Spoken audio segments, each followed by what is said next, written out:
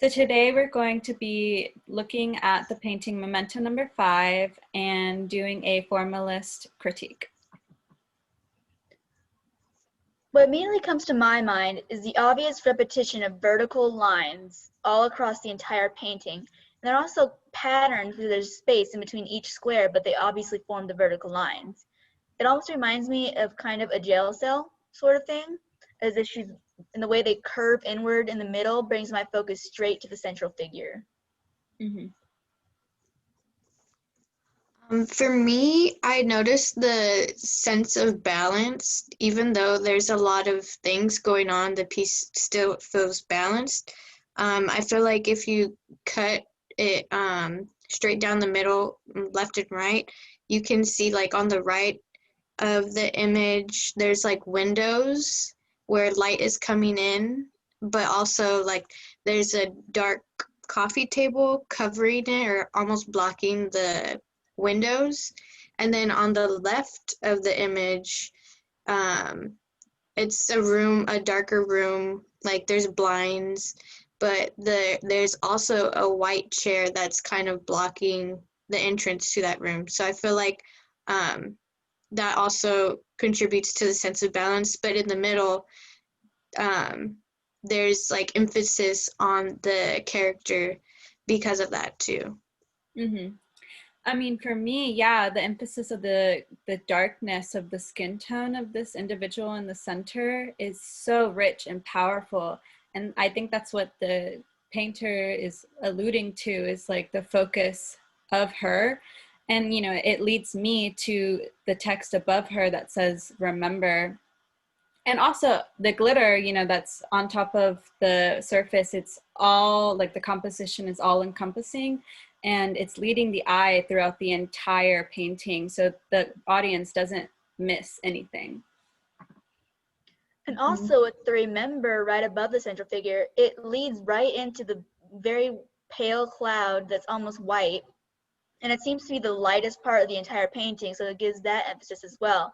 And the faces within them are much more faded than any of the other faces in the entire painting, which makes me think maybe it's talking about remembering the dead, if they had died at the time, maybe perhaps within the years that are listed in between the lines of glitter. Mm-hmm. Yeah, and I think the artist also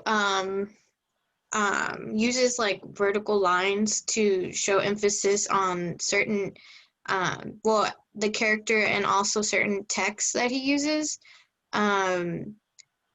Being the dates, how he chose to like not have them horizontal but move them vertical so that they're seen even though the pattern is covering everything else.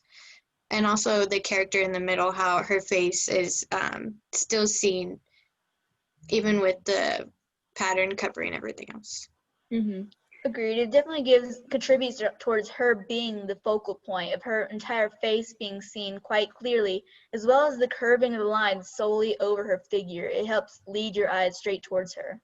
Mm-hmm. And the setting that the character is in, you know, what do y'all notice about the setting? It seems very old-fashioned, though I suspect at the time it was very innovative. It was very fancy and modern. Mm-hmm. Like, I think that the art, to me, stylistically, this resembles a Rococo painting, you know, more specifically Leonardo da Vinci's Annunciation painting. You know, this is the story of the angel coming to Mary and announcing that she's going to have birth to a miraculous, you know, being. And in a way, you know, Marshall painted the angel in the center, and this is her way calling to attention that for future generations, we should be still advocating and still fighting and still remembering like the civil rights movement. You know, it is a time that we shouldn't forget. It's very pivotal and important in our history. And, you know, that's almost the artist's way of going to the Rococo and saying like, hey, this is a missing part in that history, you know, the presence of Black individuals, you know, and he's emphasizing that, you know, here is the Black individuals, here is the characters in the setting. That also brings to mind the phrase at the bottom that's repeated, what a time, what a time. that repetition definitely gives it emphasis, and it just makes me think of it being just a wonderful, great time that was very important, specifically to the figure, because since she's right in the center in between the two repetitions of the phrase. So it definitely brings it all together to form a great emphasis on that civil rights movement. Mm-hmm. Yeah, And I he think, also go ahead.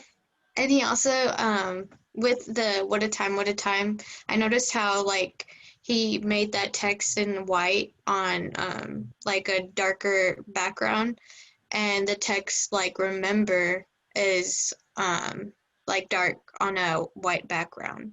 Mm-hmm. So he's playing with, like, his monochromatic colors and, like, using it to balance everything out, too. Mm-hmm. I mean, the use of like this glittering massive painting, it stands about what, 9 by 13 feet. You know, it's very, very big, and it's almost monumental. And like, imagine the audience like standing in front of it, like they're probably the same size as the character in the center. So it doesn't give her any less of value. It gives her almost more. You know, like we look up to her. Yeah, it Yeah. definitely gives her a sense of an idol, to Mm-hmm. be idolized. Like she's bringing attention to this movement and just expressing its importance, Mm-hmm. I believe. Yeah, overall, I think the overarching emphasis is, you know, we should be focused on the civil rights movement. This is like a requiem for that. Um, but yeah, so that's it, and I'm going to end the recording right now.